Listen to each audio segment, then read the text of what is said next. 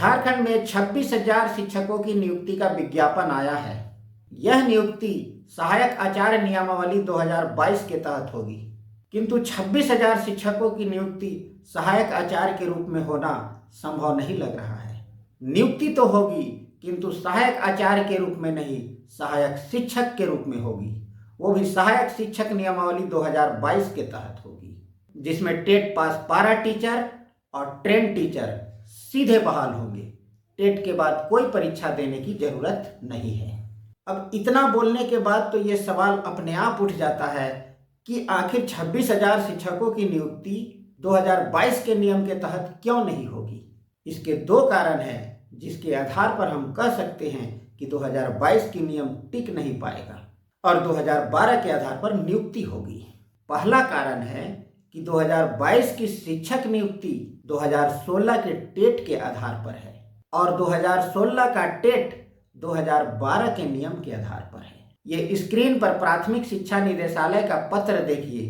2016 का टेट 2022 के नियमावली के तहत हुआ है। उसके बाद देखिए, ये जो टेट सर्टिफिकेट है ये भी असिस्टेंट टीचर का दिया गया है।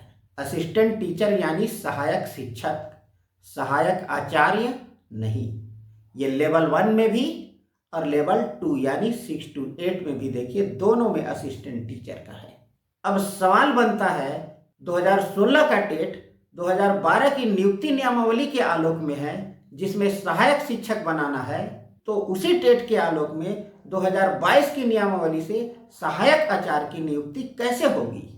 ये पहला कारण है कि जिस नियमावली के आलोक में टेट हुआ है उसी नियमावली के आलोक में नियुक्ति भी होना चाहिए। दूसरा कारण बहुत ही जबरदस्त है, ध्यान से देखिएगा और समझिएगा। ये स्क्रीन पर देखिए, सहायक शिक्षक नियमावली 2022 का पहला लाइन और दूसरा लाइन। पहला लाइन पढ़िए क्या लिखा हुआ है, ये अधिसूचना के नीचे पढ़िए क्या लिखा हुआ है। ये कहता है कि झारखंड के शिक्षा में गुणवत्ता लाने के लिए एवं आरटी एक्ट 2009 के मापदंडों को पूर्ण करने के लिए नियमावली गठित करते हैं। ये पहली लाइन और ये दूसरी लाइन, ये दोनों लाइन इस नियमावली को जस्टिफाई नहीं कर पाएगा।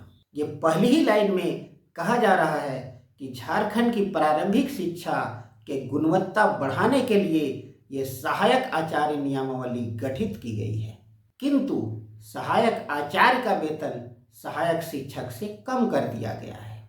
किंतु सवाल बनता है, क्या शिक्षकों का वेतन कम कर देने से, उसे अलग कैटेगरी का नाम दे देने से शिक्षा की गुणवत्ता में वृद्धि होगी?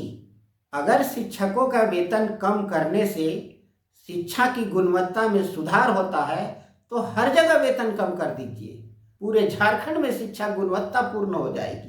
और ऐसा नहीं है, या इस बात के कोई पुख्ता प्रमाण नहीं है कि वेतन कम करने से शिक्षा की गुणवत्ता बढ़ती है, तो सहायक आचार्य नियमावली में वेतन कम क्यों किया गया?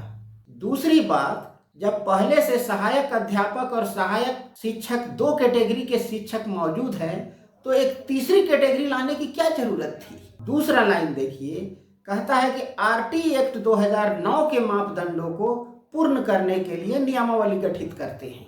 किंतु यहाँ भी सवाल बनता है कि क्या आरटी एक्ट 2009 के मापदंडों में यह है कि शिक्षक की एक अलग कैटेगरी बनाई जाएगी जिसका नाम सहायक आचार्य होगा और जिसका वेतन सहायक शिक्षक से कम कर दिया जाएगा, और जो सहायक आचार्य आएंगे वो ज्यादा गुणवत्तापूर्ण शिक्षा देंगे?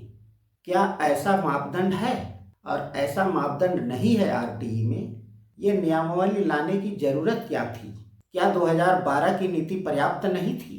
इस प्रकार सहायक आचार्य नियमावली 2022 खुद को जस्टिफाई नहीं कर पा रहा है, और जो 26,000 सहायक आचार्य की नियुक्ति होनी है वो 2016 के टेट के आधार पर होनी है, और 2016 का टेट 2012 की शिक्षक नियुक्ति नियमावली से हुई है।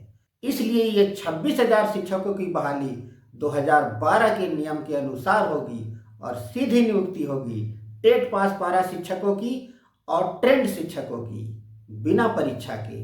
वीडियो में बने रहने के लिए धन्यवाद।